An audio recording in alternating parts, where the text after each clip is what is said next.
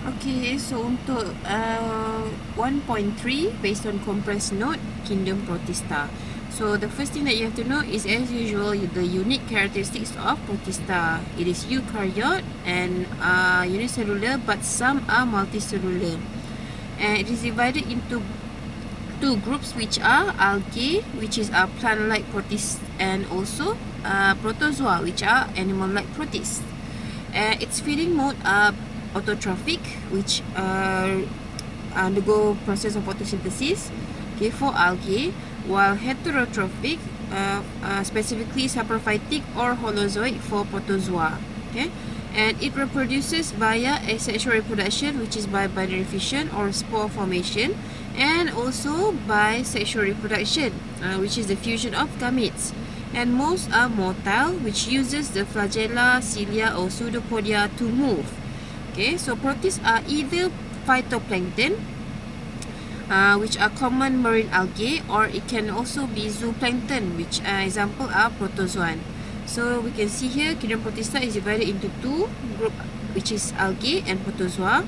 So algae is divided into two phylum, which is chlorophyta or firefighter, and protozoa is divided into four, which is euglonophyta, rhizopoda, celiophora, and epicomplexa.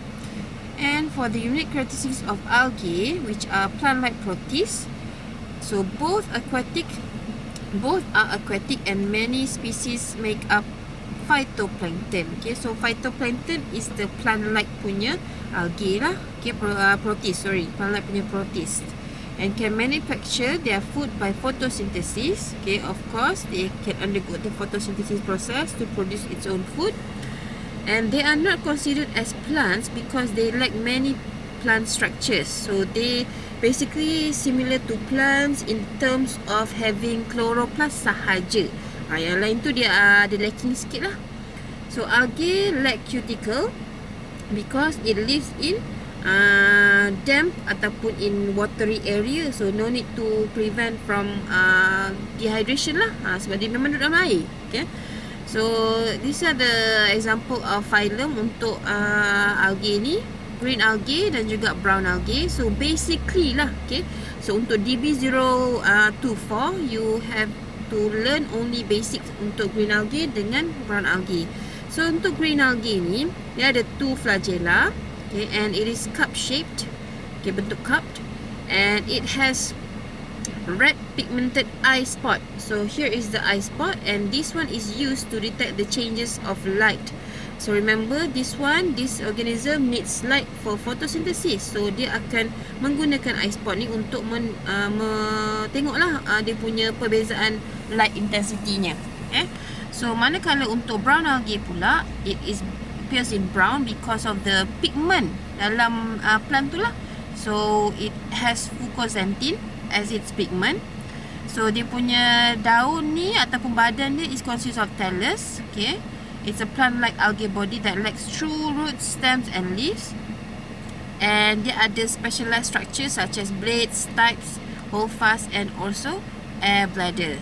Okay, so untuk protozoa pula, this is the unique characteristics, which are all are aquatic and unicellular eukaryotic organism, and are motile, are able to move, have contractile vacuole untuk osmoregulation process, and it ingests food by heterotrophic. So here are the four phylum in protozoa: Euglonophyta, Rhizopoda, Celiophora and Epicomplexa. So example of each of the phylum is Euglena untuk Euglonophyta, Euglena sp Yang Rhizopoda pula Amoeba sp.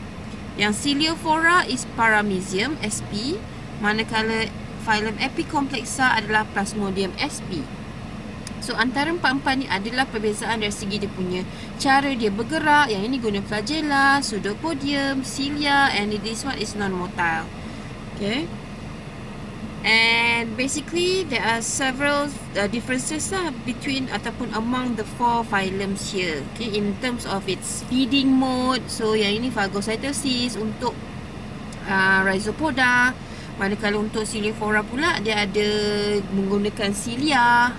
Okay, So the next thing that you have to know untuk Protista adalah the importance of Protista. Okay, so roles in biosphere. So untuk digunakan untuk carbon dioxide fixation, menukarkan CO2 dalam bentuk gas ke dalam bentuk yang boleh digunakan oleh plant. Okay, so untuk photosynthesis lah. Okay, so the next thing is human food source, Chlorella sp. Okay, as a dietary supplement. So high in proteins and packed with fats and vitamins to promote growth and tissue repair. And eutrophication for algal bloom. Okay. And red tide untuk red algae that causes harmful algal blooms, pollution due to dinoflagellates. So dia akan release toxin.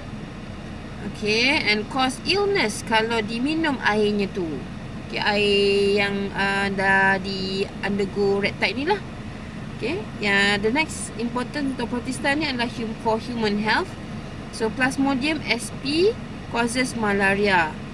And for sewage treatment also kita gunakan Protista ini, di mana kita gunakannya untuk remove contaminants from fresh water or household water to produce treated wastewater safe to the environment. So contoh bakteria yang kita gunakan atau Protista yang kita gunakan untuk membersihkan air ni adalah Paramecium caudatum.